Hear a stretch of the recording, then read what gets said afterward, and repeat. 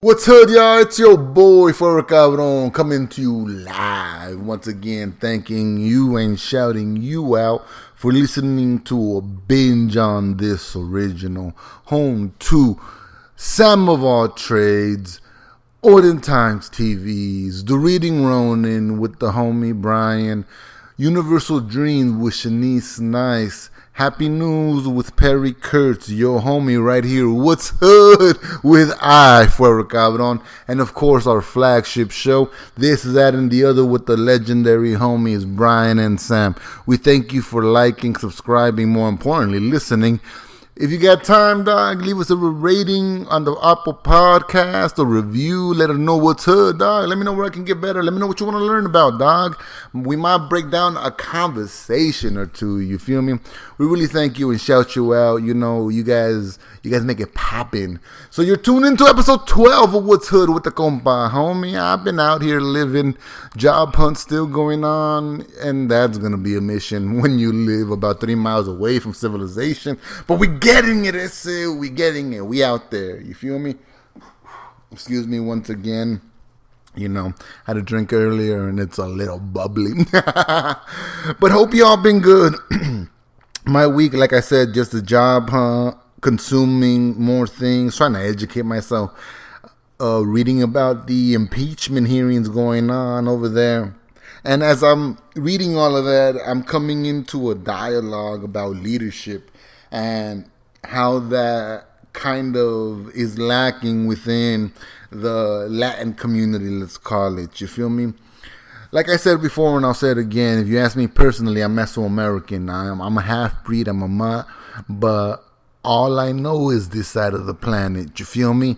So from here on forward, you feel me, I'm going to do my best to just keep it a Latino or whatever, just to kind of keep it moving. You feel me? So leadership, dog, that's one of those things where this clown of a whatever is you know, they're testing the rule of law or whatnot and what have you. The ideas and social norms that are out there being challenged, and the question people really have to ask themselves personally is like, what do you value in a leader? What do you look for in leadership? Do you want someone brash? Do you want someone funny? Do you want someone that's gonna call it like the way it is?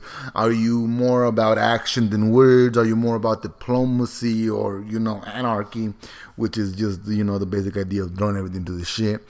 Or like, you know, it's those things about people just trying to move the conversation and the movement forward. And when it comes to leadership, a lot of people think they got it. You feel me? That they're on the forefront, that they're willing to challenge the status quo, but their ideas and ideologies don't ever evolve from the basic, oh, fuck this or fuck that or fuck the man and fight back and this and that. And it's all like, you need to learn to look at things on a whole other level. I used to talk to this girl, and I explained to her this philosophy of people painting pictures. And for the most part, you know, everyone tries to paint their life the way they want it. They try to create or an image of how they want their life to be. And mind you, social media allows you to project that ideology.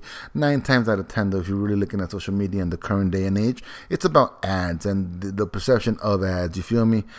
That the idea of ad dollars and that whole nine, it's a bigger dialogue, you feel me? Because then you're tying into capitalism, colonialism, ideology, philosophies and that.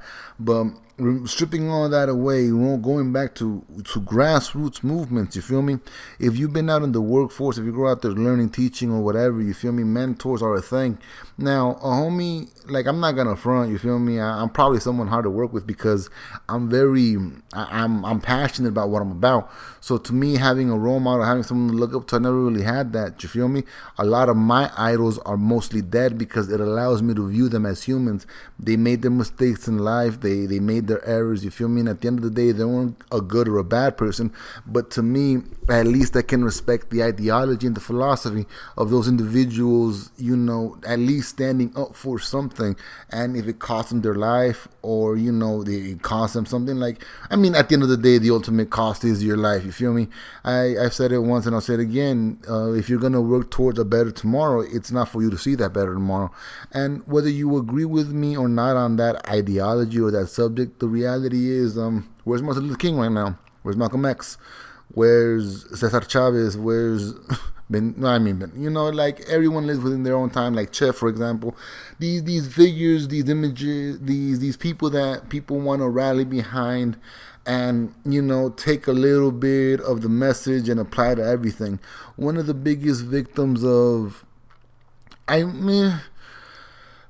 would say misrepresentation would be Zapata, but at the end of the day, the message is still the same. You feel me? Zapatistas are still fighting for tierra and libertad. That's land and freedom. And when it comes to that conversation, on the U.S. side of things, it's not really discussed, but that tierra libertad, that's a battle cry for the indigenous people. You feel me? It's something that the exact same thing, and maybe I don't mean to speak for them, but it's one of the rallying cries for the indigenous movement. Land and liberty, land and freedom, land and your idea to be free. Because let's be realistic, you don't own land. But throughout all these figures, these individuals became to lead a charge of the movement because they were passionate about what they believed in. They lived what they believed. You feel me? One of the dopest things I find about a revolutionary mind like Zapata, and I find him fascinating because he grew up in a time where, and mind you, this is still going on to this day, but he grew up in a time where education was limited to the rich. You feel me? So for him to learn to read and write, not only speak indigenous language, but also teach himself Spanish, the man was above his pay grade, let's just say. You feel me? He was truly an ingenious, but he knew that the system he was working with in Mexico wasn't about it. You feel me? Then you have someone like Pancho Villa. My bad, I'm confusing all of these individuals at once. But you have someone like Pancho Villa who grew up a criminal. You feel me? His origin story is about shooting an hacienda owner for raping his sister. It's one of those conversations that's heavy. And you got to ask yourself, these individuals lived through really trying times. What made them stand out? What made them a stick in the mud? What made them say, hey, you know what? We're not doing it like this. We're doing it this way. And people want to swear that they get down like that. You feel me? People want to swear up and down that they got the ability to be a leader but can't take criticism. That they got the ability to be for the people but they're fighting for their own pockets. And, for a homie like myself, dog, honestly, like, I've been out here, you feel me? I work with my peers' parents, you feel me? People my age that live in an office, that do an Uber, that go to a 9 to 5, that do this or that, you feel me? They don't see the first-hand treatment of their quote-unquote parents. They don't see, like, when I was younger, just to give you guys an example, when I was in high school to make some money, I went to go pick fruit with my cousin that lived up in Northern California. I went up to Northern California and I picked fruit, and it was just funny watching them try to diminish our worth and, like just the way they played the game, dog, it was savagery. You feel me? And that's probably what built up my idea of robbery is free. But mind you, we've been thugging out here for a minute. You feel me? So growing up and just reading about these figures and the idea of leadership, like watching other people pretend to lead, like to me, the question becomes like, what is a leader? Someone in charge of something, right? But at the end of the day, like you can't be in charge of a movement. You can't be in charge of a cultural awakening or whatever.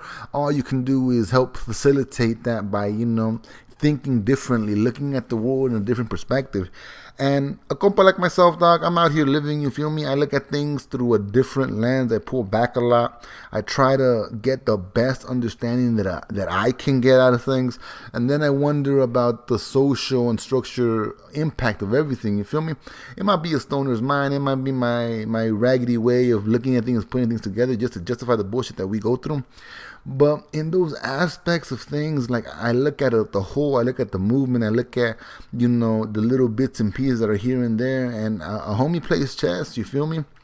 I see people like, going back to hip hop for 30 seconds, like YG have the Go Loco song, Tyga have the Señorita song, or Mamacita song, and all these other individuals just kind of disrespecting Latina women, you feel me? And I sit there and I wonder, dog, who's going to stand up for them? Who's going to defend them? Now, mind you, I expect them to defend themselves, you feel me? But at the end of the day, sometimes you're so removed from your culture, you forget what it means to have that fighting spirit. I talk to a lot of people that are Mexican, you feel me? And my favorite challenge to them is what are the first words to our Mexican's national anthems, you feel me? And they kind of look at me funny because, hey, dog, we're in the U.S., we're not like that. But it's like, nah, dog. In the national Mexican anthem, the first bar, the first stand is Mexicans ready at the war cry, Mexicanos al grito de guerra. So that means wherever we go, to me, as I interpret it, we're out there, wherever we show our face, it's a face of defiance. If we go to Africa, you feel me, like the folks there are going to look at us a little bit differently. If we go to Europe, they're going to look at us a little bit differently. If we go to Asia, they're going to look at us a little bit differently. And X, Y, Z, and mind you, is the exact same thing when they come here, you feel me? But I feel like indigenous culture is much more welcoming, or, than all of those other cultures, you feel me? You're out there ragged, you're out there hungry, you're out there starving, like, hey, come through, we got you. Which I think is another reason why it's hard for indigenous, mixed indigenous folks, the Latinos, to find a leader, because at the end of the day, if we keep it a stack, we all have that capacity. But the question is, how do you change what's already been presented to you? A lot of the failures of thinking is the thinking of which, in order for you to lead, you have to either A, sell yourself out, or B, have already the means to make yourself that, you feel me? But at the end of the day, how many voices go unheard? How many voices have sacrificed themselves for not going with the status quo? I'm so fortunate to live in a time where homies can make a podcast, you feel me? Whether, once again, the homie Bryan and Sam making this, that, and the other, Joe Rogan having interviews, the Joe Biden podcast talking about the hip-hop and their take on things, you feel me? It's a great way to go out there and exchange ideas, you feel me? And mind you, not every idea is going to stick, and not every idea is going to be, the one that goes forward, but one idea can give birth to another idea that can give birth to another idea. People forget that when a plant comes out the seed, it goes through different stages before you get the final product, And we've been out here living in this life for 500 years, a culture trying to make the best of both external influences as well as internal influences. And one of the things that, and mind you, I'm gonna get conspiracy theory a little bit over here, but mind you, one of the things that the U.S. tries to do very well is try to erase the Latino pride. You feel me? Because let's keep it a stack. They've been declining in numbers for years, and at the end of the day, whether they want to admit it or not, like, we half-breeds, those of us mixed with indigenous seed, we're here. You can't erase us, you can't remove us, and you can't strip us of something that you have no control over, you feel me? One of my homies is taking Chicano studies class, and she really enjoyed the teachings, you feel me? One of the things that I appreciate her about, taking that is her educating me on, certain things that are so easy to forget, and refreshers on things of yet to come, you feel me?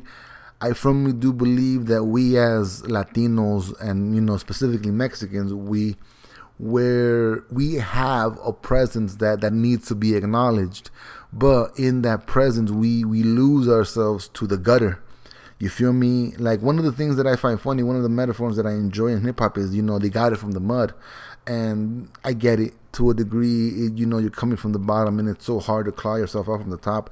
But when I look at Latino situation in the U.S. and in the world, sometimes I feel like we're coming from underneath the mud, you feel me? We're coming in from the dirt, where we're trying to grow and push out. And that's the thing about it, though.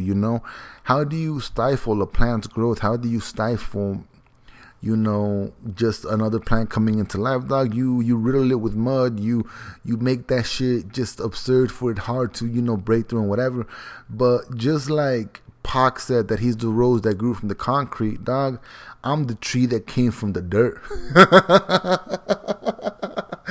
You know what I'm saying? And when it comes to leadership, it's just one of those things that it's so easy to misconstrue or misview, because at the end of the day, you're going to have beliefs that you cannot be shaken upon. You feel me? You're going to have beliefs that you have to be willing to discuss on a greater platform level. And mind you, a lot of these kids growing up in the social media space that use the blog button willy-nilly, like, you're starving yourself of information, because I guarantee you that the way you view the world is a limited scope.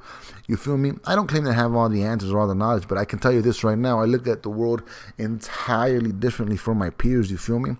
I don't believe in the new terminology of racism, like, that whole reversal racism thing. Like, it's a frustrating conversation, because to me, humanity as a whole is racist. Whether you want to agree with me or not, guess what? That's weird. I don't like that. That's fucking awkward. What? Why? That's racism. Not on a deeper level where they're lessening you, but that's the racism in the sense that that's weird to me. I don't know it. So in those conversations, in those aspects, I see my culture try to bash white people. I see my culture, some of it try to bash black people, and I'm like, you guys have it all fucked up. At the end of the day, you can't view everyone as your enemy. How do you make allies? How do you grow? How do you expand the movement? How do you break bread with others? You feel me? Like, let's keep it a stack. If there's one thing the indigenous people did without fault was treat their fellow man like their fellow man. Oh, you're hungry, you're starving, you look sick. Like, let me help you. And when that philosophy ends, it comes back around in the ideology of today you, tomorrow me. So for as long as we've been out here, trying to help motherfuckers out, trying to make the best of situations, you feel me? We're still waiting for that tomorrow to come to us. And at this point, let's keep it a stack, dog. You cannot trust foreign governments. Now, mind you, and that applies to all foreign governments in this land, both in North America and South America, because these foreign governments come through ideals that got here on a boat, you feel me? They come through ideals that are flawed. I hate the terminology, in the Western world. Dog, the Western world was silence. Let's keep it a stack. This is not no. The U.S. does not promote Western ideals. We've been free. We've been a whole other thing, you feel me? And when you have certain leaders, for example, that wanna play by their own rules, and you have individuals that support those rules because they're racist, sexist shit because they didn't like the previous leader's skin tone, it's pathetic, you feel me? Watching this impeachment hearing to a degree, to me, just kind of makes me raise an eyebrow, because it's hard to see justice being met out. It's hard to see the idea of fairness being something that's on the forefront, you feel me? At the end of the day, people forget that governments forgive themselves for all the atrocities they commit. It's up to the people to hold them accountable. It's up to the people to challenge the way of thinking. It's up to the people to literally look at others and say, no, you are wrong. And whether that's right or wrong, you have to be willing to accept the consequences that come with it. You feel me? I'm the first to tell you that people supporting Chinese ideals are wild, but at the same time, guess what? I'm not in China. And that may be fucked up and this and that, but it's all like, dog, I'm over here, you feel me? So at the end of the day, when it comes to all of that, like, I watch with a weary eye. A homie's tired, dog. To live on a higher frequency and to watch things play out the way that they do sometimes, and you just sit there and you thoroughly call it can get taxing, you feel me? But I love my culture so much. I love my people so much. I love my community, and understand that my community isn't just the Mesoamerican community or the Latino community. My community happens to be of the poor kind, you feel me? If you out there flat broke and don't got $1 or you don't got 2 pennies to rub together, dog, I feel you. We out here, you feel me? But that doesn't mean you're lesser than me. That doesn't mean you're above me. That just means that we both have to work together to come up. You know what I'm saying? But if one of you is actively working to bring me down, dog, good luck to you, because I'm not going to quit. You feel me? Yeah, I want my community to love itself. Yeah, I want my community to come up. Yeah, I want my community and my people and my culture to be treated with the exact same respect and reverence that the Jewish community is. You feel me? And I understand that in order to get that, we got to fight an uphill battle, because guess what? We don't have a fake imaginary book that tells the world like, oh, we've been here. We're the 12 tribes. Like, nah, dog. We don't have any of that. We come from the 7 caves. We come from the hollowness of the earth. You feel me? If you were to believe the origin mythologies of, indigenous folks of once upon a time. But even then, like, I find it funny sometimes. You have spiritual leaders that are, indigenously woken, but yet they revere Quetzalcoatl. And mind you, that was the exact image used to, change people into Catholicism and Christianity. Like, what the fuck? So in those aspects, in those things, I sometimes have to look around, and I see people want to be leaders, dog. I see them, but a lot of them don't stand for anything. They fall to the wayside like it's fucking garbage. Case in point, look at Andy Ruiz, the boxer, first Mexican heavyweight of the fucking world, spent 6 months partying to get in 15 to 20 pounds heavier on the second title fight where he was literally defending the belt to prove that it wasn't a fluke. And what the fuck does he say? Oh, I partied too hard. The fame got to my head. Like, dog, do you stand for something or do you fall for anything? Are you willing to challenge the status quo or are you willing to challenge yourself? Like, a lot of things about being a leader, and it's been said a lot of times before, is the ones that don't want it. You feel me? But as I get older, I begin to realize that it's not about the ones that don't want it. It's about the ones that want it without having to sacrifice anything. That want the success, the money, the clothes, the cars, the whips, the houses. Like, dog, we come from the dirt. What do you think that's going to get your community? You feel me? Like, personally, on some real G shit, dog, if, like, you're only as good as your weakest link, you feel me? And if my kinfolk is struggling, if my kinfolk is at the bottom, dog, and I don't offer him a way up, how the fuck do I call myself a leader? How the fuck do I call myself a man of the people? How the fuck do we elevate ourselves? You feel me? I've had several co-workers and several individuals in my life that mock me for promoting our indigenous side, that mock me for telling them that, you know what, our indigenous roots have value. And these are grown ass folks that are my parentage, and they sit there and laugh at me, and I look at them and it's all like, damn. You miss out on so much beauty in the world just because you hate the color of your skin tone, just because you hate the way you form words. Like, I get it, self-hate is easy. But do you know how to love yourself? Do you know how to love yourself enough to the point where you look at your son and your daughter and you're like, damn, you guys are fucking royalty, and I want you to understand how to use that to your advantage and to your benefit. You feel me? To be a leader, it's just a very simple thing you have to do, and that is to believe in the betterment of the movement you're trying to move forward. You feel me? You can't sit there and claim that the reason you're not successful is because your culture doesn't fuck with you. What the fuck is that, dog? That's not you being a leader. That's you being a fucking crybaby.